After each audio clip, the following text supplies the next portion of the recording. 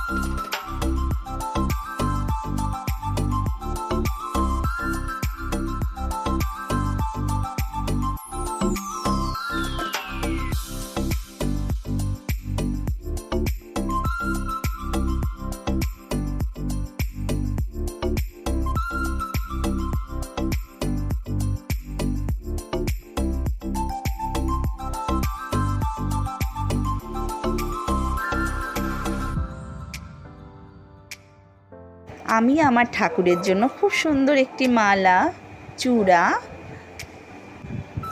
এবং একটি বাঁশি কিনেছি। আর ঠাকুরকে বসানোর জন্য একটি আসন আর নানান রকমের ফুলের কালেকশন আর ময়ূরপঙ্খী একটি জামা কিনেছি।